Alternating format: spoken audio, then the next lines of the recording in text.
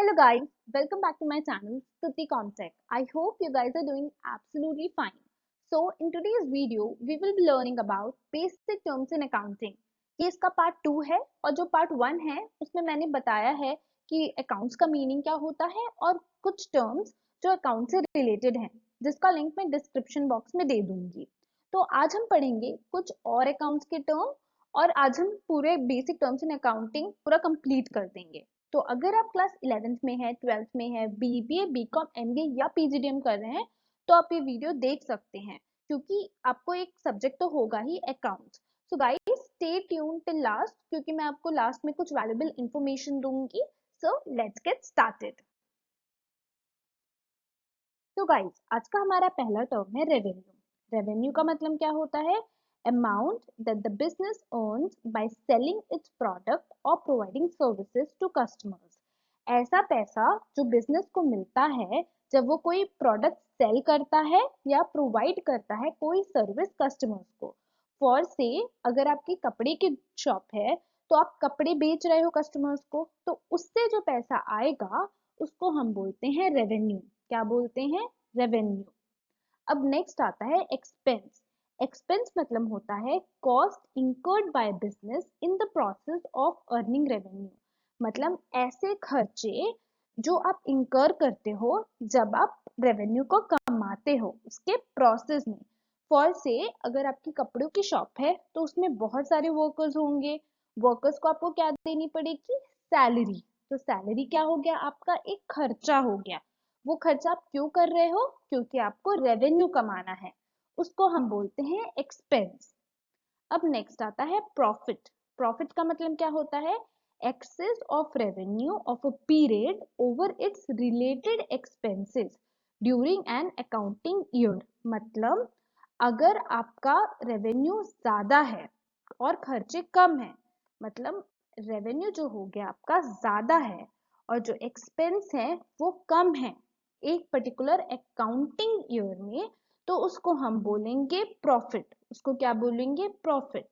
और ये आपको ध्यान रखना बहुत ज्यादा जरूरी है कि रेवेन्यू से, रेवेन्यू अर्न करने से जो एक्सपेंस रिलेटेड होते हैं उसी का हम डिफरेंस हमेशा निकालते हैं। क्या करते हैं? उसी का डिफरेंस हम निकालते हैं और उसी को हम बोलते हैं प्रॉफिट। क्या बोलते हैं? प्रॉफिट। अब आता है लॉस। लॉस का मतलब क्या होता है? Excess of expenses over its revenue. मतलब एक्सपेंस आपका ज्यादा है और रेवेन्यू कम है। मतलब आप खर्चे ज्यादा कर रहे हो और आपको जो पैसे आ रहे हैं वो कम आ रहे हैं, तो वो क्या हो गया? हमारा लॉस।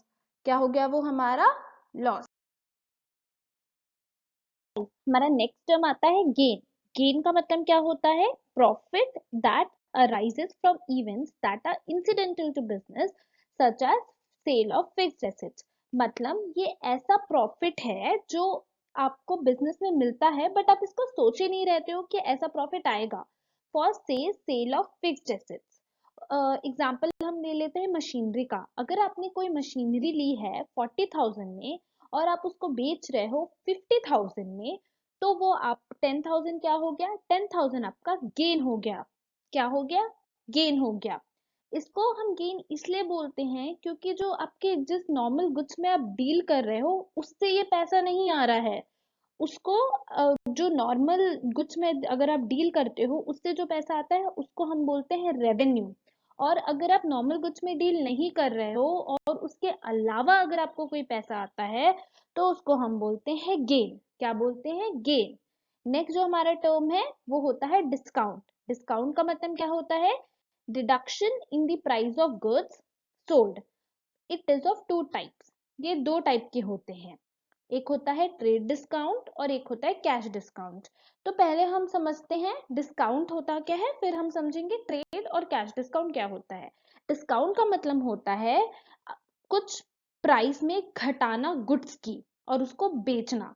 फॉर से अगर आपका कोई गुड है 60 रुपीज का, कितने रुपीज का है? 60 रुपीज का, और अगर आप उसको बेच रहे हो 40 रुपीज में, तो वो हो गया आपका डिस्काउंट। क्या हो गया? डिस्काउंट। अब ये टू टाइप्स के होते हैं। पहला होता है ट्रेड डिस्काउंट। ट्रेड डिस्काउंट का मतलब क्या होता है?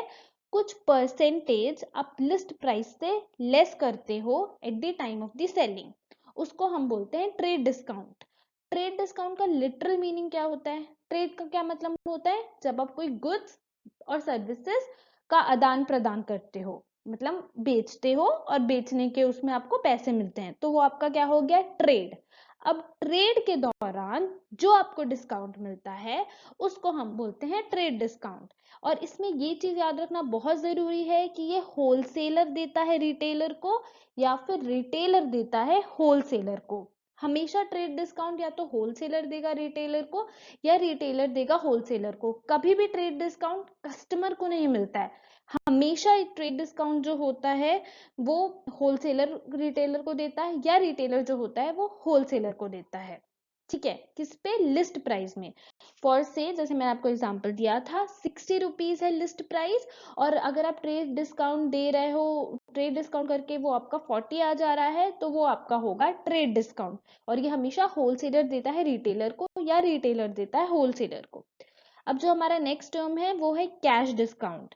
Cash discount is the deduction allowed by some seller of goods और by some product services in order to motivate customers to pay within a specified time. मतलब cash discount आपको मिलता है जब आप तुरंत पैसे दे देते हो बंदे को, या बोलते हो कि मैं 5 दिन में दूंगा, और जो सेलर होता है वो बोलता है ठीक है मैं आपको तब कैश डिस्काउंट दे दूंगा। तो कैश डिस्काउंट जो होता है वो हमेशा सेलर जो होता है वो कस्टमर्स को देता है। किसको देता है? कस्टमर्स को। तो ये जरूर याद रखना कि जो ट्रेड डिस्काउंट होता है वो होलसेलर देता है रिटेलर को या रिटेलर देता है होलसेलर को, और जो कैश डिस्काउंट होता है वो हमेशा सेलर देता है कस्टमर को। किसको देता है? कस्टमर को। अब हम देखते हैं वाउचर क्या होता है। वाउचर का मतलब होता है documentary evidence in support of a transaction. अगर आप कोई ट्रांजैक्शन कर रहे हो उसके सपोर्ट में आपको एक डॉक्यूमेंट मिलता है। ये देखो, ये जो इस टाइप का कुछ डॉक्यूमेंट होता है जहाँ पे यहाँ पे आपका फर्म का नाम लिखे रहेगा और यहाँ पे लिखा रहेगा आपने क्या परचेज किया है, या तो कुछ अगर आप सेल कर रहे हो तो क्या क्या चीज सेल कर रहे हो। ये एक एविडेंस होता है, मतलब इसको आप एक प्रूफ की तरह यूज करते हो कि ये ट्रांजैक्शन हुआ है। अब जो हमारा नेक्स्ट टर्म आता है वो आता है स्टॉक। स्टॉक का मतलब क्या होता है? गुड्स और merchandise kept on the premises of a shop और warehouse and available for sale और distribution. It is of two types. ठीक है, एक होता है ओपनिंग स्टॉक, दूसरा होता है क्लोजिंग स्टॉक। इसका मतलब ये होता है, ये देखो ये आपका शॉप है, शॉप के प्रीमाइसेस के अंदर जो गुड्स पड़े रहते हैं उसको हम बोलते हैं स्टॉक। किसके लिए? सेल के लिए या तो फिर डिस्ट्रीब्यूट करने के लिए। वो जो गुड्स पड़े रहते हैं उसको हम अकाउंट्स के टर्म में बोलते हैं स्टॉक। स्टॉक कितने प्रकार के होते हैं? Two types. पहला होता है ओपनिंग स्टॉक, दूसरा होता है क्लोजिंग स्टॉक। ओपनिंग स्टॉक मतलब अगर आपका बुक्स ऑफ अकाउंट्स 1 अप्रैल से स्टार्ट हो रहा है और क्लोज हो रहा है 31 मार्च को, तो जो 1 अप्रैल को जो आपके पास स्टॉक पड़ा रहेगा ना उसको हम बोलेंगे ओपनिंग स्टॉक। क्या बोलेंगे? Opening stock. अब सेकंड आता है क्लोजिंग स्टॉक, मतलब raw material, semi finish goods और फिनिश गुड्स जो 31 मार्च को आपके पास पड़ा होगा ना, बुक्स ऑफ अकाउंट आप 31 मार्च को क्लोज करोगे, उस दिन जो आपके पास पड़ा होगा उसको हम बोलते हैं क्लोजिंग स्टॉक। क्या बोलते हैं? Closing stock. तो गाइस हमारा जो नेक्स्ट टर्म आता है वो आता है क्रेडिटर्स। क्रेडिटर का मतलब ये होता है these are the people from whom we have purchase something and they have to be paid. मतलब ये ऐसे लोग होते हैं जिससे हमने कुछ लिया रहता है बट हम पैसे नहीं देते हैं, तो ऐसे लोगों को अकाउंट्स के टर्म में क्या बोलते हैं? क्रेडिटर्स। फॉर से अगर आपके कपड़ों की शॉप है और अगर आपने कपड़े होलसेलर से लिए हैं और उसको आपने पैसे नहीं दिए और बोले कि मैं कुछ दिन बाद दूंगा, तो वो आपका क्या बन जाएगा? क्रेडिटर। क्या बन जाएगा? क्रेडिटर। अब नेक्स्ट आता है डेटर। डेटर का मतलब क्या होता है? These are the people who owe to an enterprise for buying goods और सर्विसेज ऑन क्रेडिट। मतलब ये ऐसे लोग रहते हैं जो आपसे पैसा लेके आपसे गुड्स लेके जाते हैं बट आपको पैसे नहीं देते, उसको बोलते हैं डेटर।